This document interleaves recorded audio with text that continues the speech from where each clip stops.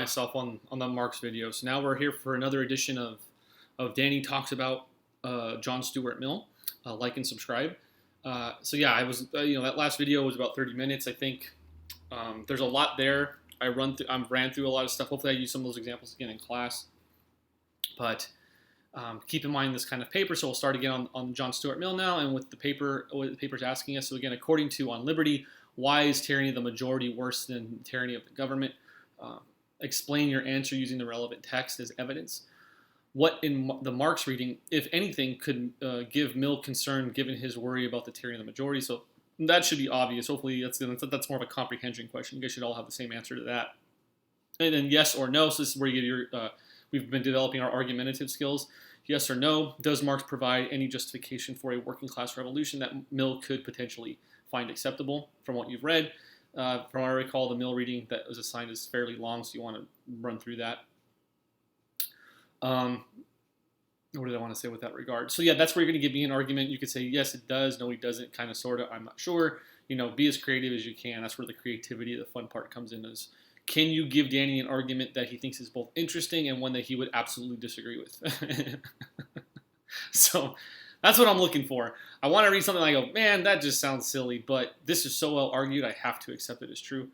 And again, I don't know if my crickets are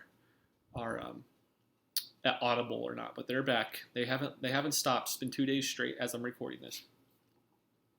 So here we have a picture of John Stuart Mill. This is writing a little bit after the manifesto. Again, the history here is interesting, although as a philosopher myself, or at least one who purports to be one, I'm just unsuccessful. There is interesting history here. So in the sense that Mill was kind of known as being a socialist, which is something a little bit different than, say, a communist, although they might be related. And they actually had met from the readings I've done that I recall.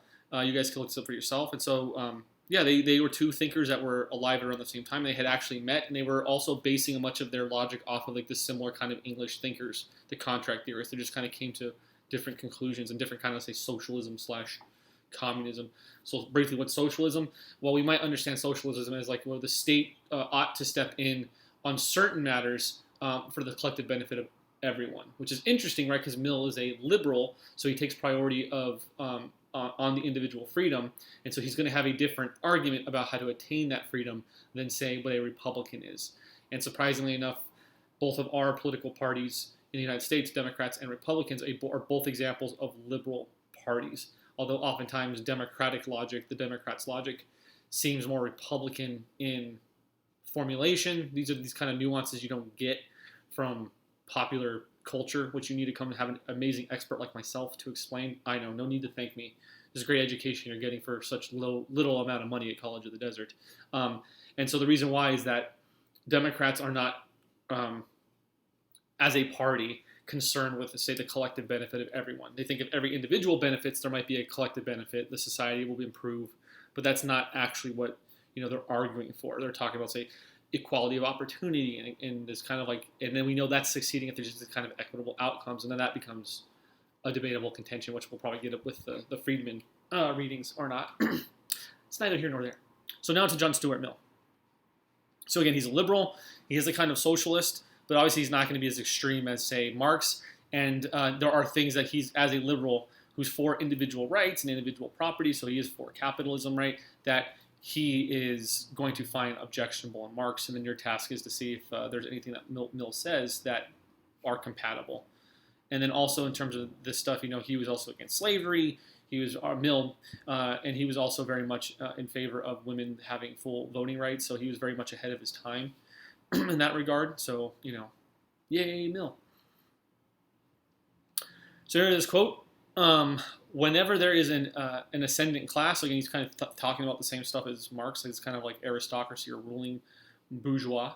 A large portion of the morality of the country emanates from its class interests. Sounds very Marxist. And its feelings of class superiority. The morality between the Spartans and the Helots, so the Helots were the Spartan slaves at that time, between planters and Negroes, between nobles and routiers, I don't know what that is, someone can look it up for me, between men and women, has been, for the most part, the creation of these classes' interests and feelings. So again, I think many of you will probably find this relatable.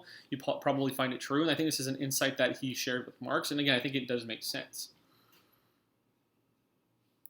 So here I have another formulation of liberalism, a socialist-like concern. What is the best way to achieve individual liberty in the modern perspective? So this area, I guess I have some of my famous analysis for you guys. It's not from the readings itself. The reason J.S. Mill could be said to support socialist ideas is a tricky proposition to understand. By socialist, we can be said to mean a society having control or power to implement some policy or set of policies for the betterment of society.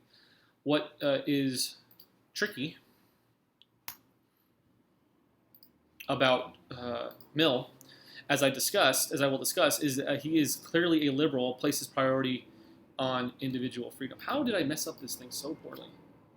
And there you can hear one of our fabulous Ontario airport planes going by. I live in the hood. I've just come to accept this. I live in the bad part of town. I live on the wrong side of the tracks. Although my neighbors are nice, I just don't talk to them. I don't like anyone. Let's see here. Tricky. Utilitarianism. So this is this background that you're not going to get that you should guys all be aware of. With the Mill, write it down if you were hoping on going to a 4-year. You will encounter this again at some point, whether it's a 4-year or in a philosophy class here. Utilitarianism is the idea that the morally correct action is the one that produces the greatest amount of happiness. It can also be the formulated to hold, to do that which avoids the greatest amount of pain. This moral theory is sometimes called the greatest happiness principle. One of the major revisions to the theory that Mill made from his father and Jeremy Bentham, I have here, was to distinguish higher and lower pleasures. He was responding to the work of his father, James Mill, and Jeremy Bentham. And Bentham's mummy resides in London College or something like that. So that's just an interesting philosophical fact. Yeah, his actual body exists. It's on display in a college. The tendency, maybe I'll put a picture of that in there. They tended to focus on a hedonistic interpretation of what happiness comprises of, whereas J.S. Mill disregarded and disagreed and held the quality of pleasure being sought is of critical importance. So Mill thought that a society that kind of promoted higher human pursuits was this kind of quality of consequences that we should be concerned of, not essentially quantity. And so some of you guys, I guess in the Palm Desert, Palm Springs area, right, they have those like big, which I've never get invited to, by the way, those big kind of pool parties, especially during the summer. I see all these pictures. There must be these kind of cool things. Down the roads, Coachella, Stagecoach, which took me forever to realize it was just like Coachella, but the coach part, I just thought like, oh, that makes sense for like a country western show. Never mind. So he says that, when you guys are out at these parties, at these pool parties or at Stagecoach or at Coachella, like these things are fun, and maybe you're doing drugs and maybe you're doing other things that you wouldn't tell your parents about. And that seems like this kind of pleasure, but these are kind of lower pleasures. These are base pleasures. What he's talking about is like you actually clicking on this, if you're one of my YouTube subscribers, like and subscribe. And if you're clicking to this, you're actually getting this amazingly higher quality pleasure. So even though you're boring and you're probably going to fail this class, the F you get is actually like the happiest you've ever been because you got to listen to me. Remarkable. You can tell why I'm such a big fan of Mill. And so this is this big kind of difference in this kind of moral calculus that he's doing, right? Whereas with Marx, it's the moral calculus of revolution and overcoming oppression so that you can have the best consequence of being the most free that you can, choosing any kind of lifestyle that you want, and having all the means to sustain that life, right? So never having to worry about food or healthcare or education, that the society itself provides for all these things so that you can kind of go off and have the life that you want. Again, if you have never seen Star Trek, watch an episode of Star Trek. It's Star Trek. Here we have here. It is better to be a human being satisfied than a pig satisfied. Better to be a Socrates dissatisfied than a fool satisfied. And if the fool or the pig are of a different opinion, it is only because they know only their own side of the question. The other party to the comparison knows both sides. So again, this is this very famous line. I always try and pull out these famous lines when I recognize them if they're there. And so this is, again, from a different reading. This is from Utilitarianism. The actual book is called Utilitarianism, and the theory as well. The only freedom which deserves the name is that of pursuing our own good in our own way. Very kind of Marxist there again. So long as we do not attempt to deprive others of theirs, that's the part that pushes back against the kind of Marxist revolution, right? So to impede their efforts to obtain it, each is the proper guardian of his own health, whether bodily or mental and spiritual. Mankind are greater gainers by suffering each other to live as seems good to themselves than by compelling each to live. I'm gonna have to finish that quote. I think I just ran through these. Okay, so again, this is like Mill would be very much against you guys if you're very against hate speech. If you want hate speech laws, Mill's gonna disagree. And again, we have this kind of here. Communist disdain for Marx to conceal their views and aims, so he doesn't want it to be a secret. They openly declare their ends to be attained only through the forcible overthrow, so people aren't going to agree to it. So we're back to our social contract problems of all existing social conditions to make the ruling class tremble at the communist revolution. And then I think it's here we had that despotic line somewhere. I can't find these things whenever I need them. But again, that kind of line here we go. Of course, in the beginning, this cannot be affected except by despotic inroads. So not attaining legitimate agreement, uncoerced agreement. Marx is very much for coercion, and Mill is not. As soon as you harm someone else, you're morally in the wrong. So you cannot have a political society organized around such a value. So again, this keep this in mind for the Mill when we get to the Friedman readings, the libertarian thinker, famous economist. So we have tyranny of the government. Civil or social liberty, the nature and limits of power which can be legitimately exercised by society over the individual. Okay. So again, can I stop people from hurting other people? Yes, because they're going to hurt other people. But can I tell you not to do heroin? Maybe not if you're not hurting anyone. The struggle between liberty and authority is most conspicuous feature in the portions of history with which we are earliest familiar. Here again, a qualification, as we talked about with the Machiavelli. By liberty was meant protection against tyranny of political rulers, the government.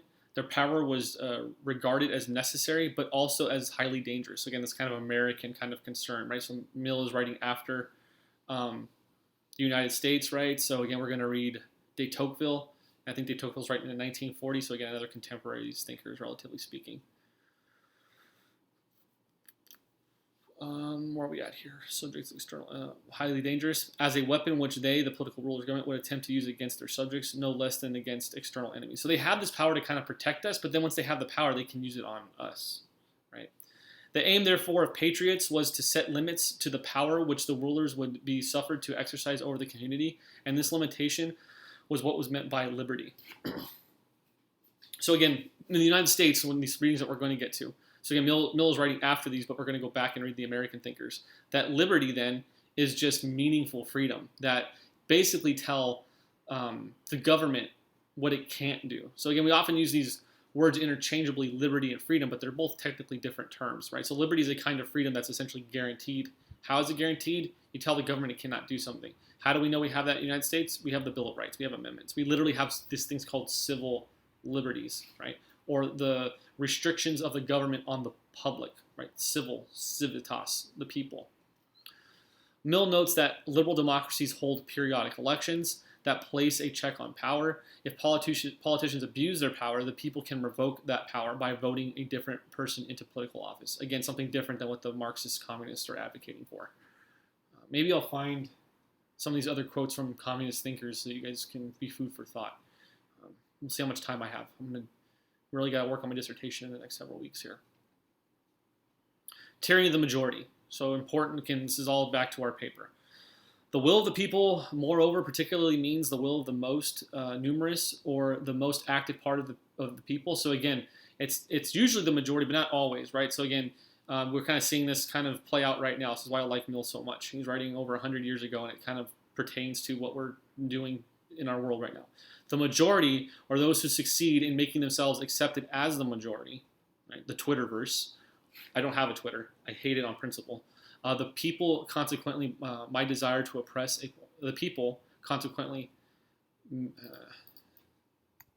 may desire to oppress a part of their number. The precautions are as such needed against this as against any other abuse of power. So again, Mill in the reading is talking about how we've done a good job, meaning like the kind of Anglophonic English-speaking world, of checking the power of the government. But there's also this kind of power of the people. And this is very much had already been expressed in the American project. The American founders wanted to protect the people, the society, from both the tyrannical power of the government, which they were fighting against in Great Britain, but also the kind of democratic power of the majority. So again, many of you may disagree with this. There are many kind of ill-informed pushes for a kind of more democratic system that would push back against the systemic kind of oppression.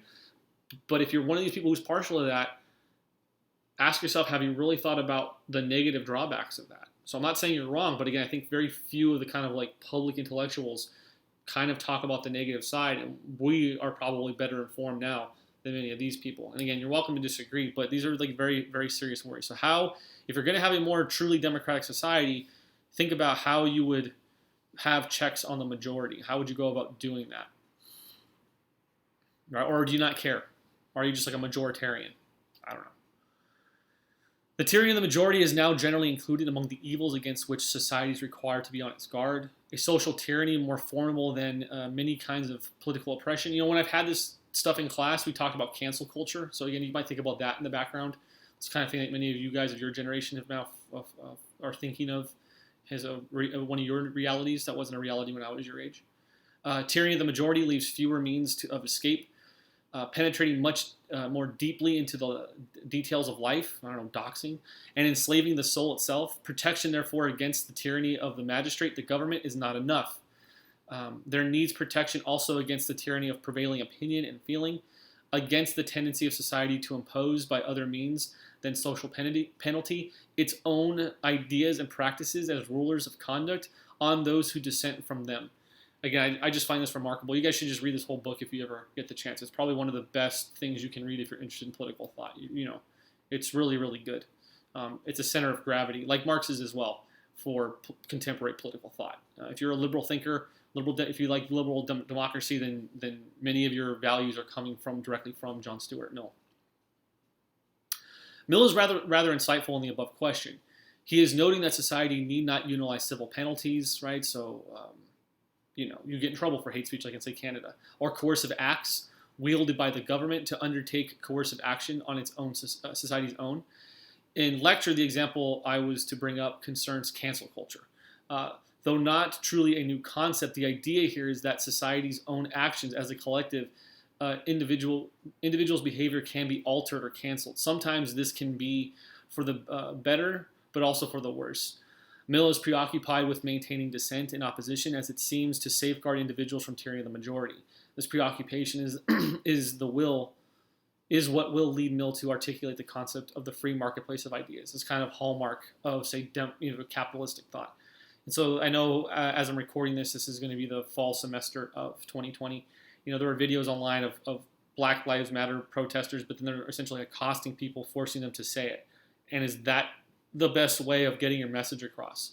Not having a free marketplace of ideas, right? And this is something our society is particularly bad at right now. As soon as someone disagrees, we attribute the worst motives to them instead of like thinking about what they have to say and maybe still disagreeing with them, but then trying to find a better mechanism to persuade them as opposed to these other things, the worst angels of our nature, as it were. Mill talks about the harm principle. Huge, critically important. Write this down. Obviously, I have it for you guys. That principle is the sole end of which mankind are warranted individually or collectively in interfering with the liberty of action of any of their members is self-protection. That the only purpose for which power can be rightfully exercised over any member of a civilized community against his or her will is to prevent harm to others.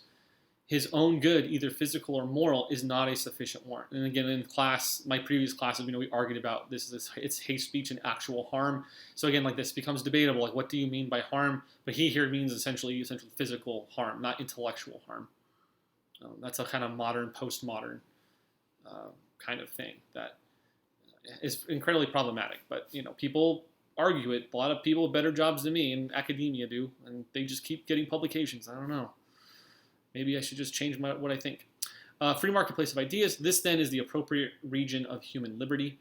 It comprises first the inward domain of consciousness ideas, demanding liberty of conscience in the most comprehensive sense, liberty of thought and feeling, which again is probably the most basic understanding of what freedom is, absolute freedom of opinion and sentiment on all subjects, practical or speculative, scientific, moral, or theological. The liberty of expressing and publishing opinions may seem to fall under a different principle, since it belongs to that part of conduct of an individual which concerns other people. But being but being almost of as much importance as liberty of thought itself, the resting in great part on the same reason is particularly inseparable from it.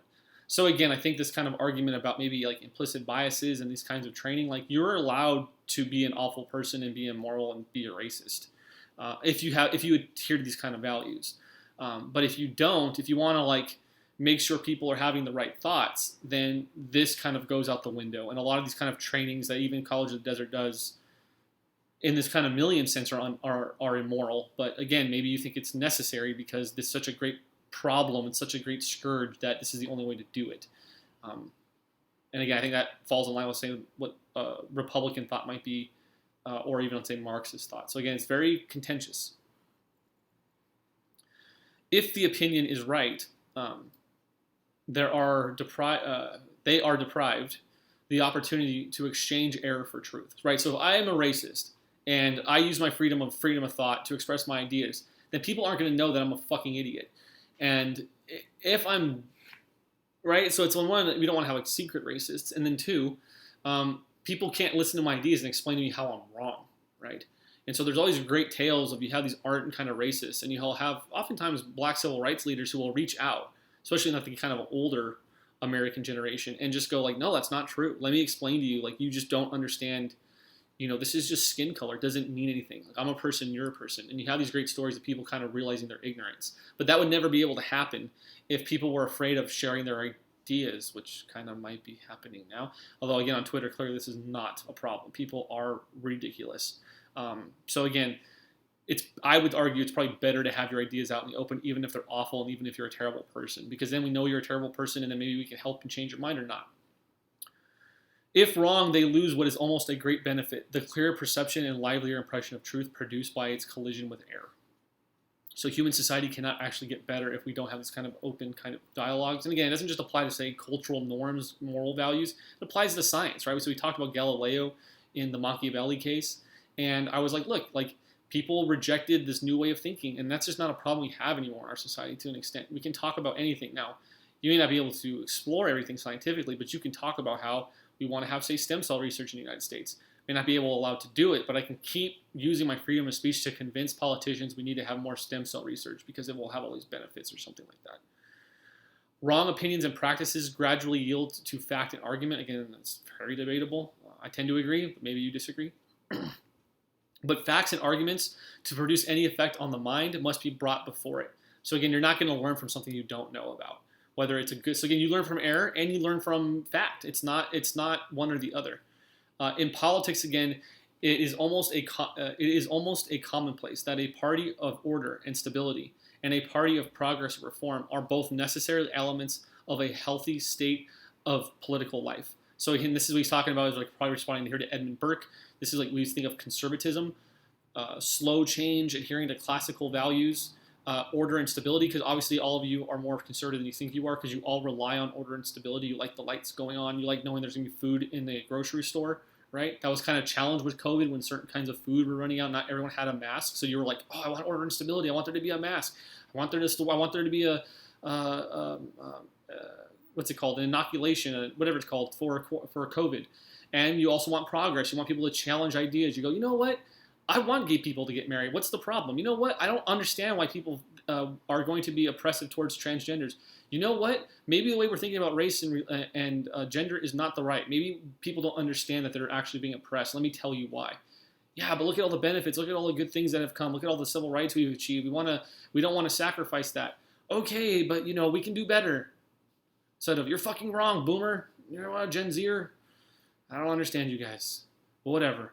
Both are necessary for a healthy political life. So again, I tend to agree with Mill. There's a lot here. There's a lot of things that you're going to be able to harken back with Senior Marx and Senior Engels here. This interplay is a great paper. This is one of my favorite sections. I'm very influenced by Marx. He has cast a big shadow on Marx and Engels, and the same with Mill. This is maybe the most interesting stuff we're going to carry.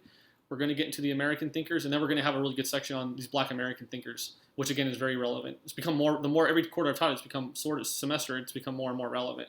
So the school has done a good job, I think, in constructing this reading section for the most part. And I think reading the Frederick Douglass, Booker T. Washington, and W.E.B. Du Bois is just great. You don't get that in a lot of places. So see you guys in another video, and I will be posting these as soon as I make them. And hopefully you have a ton of questions for me for Marx and Mill.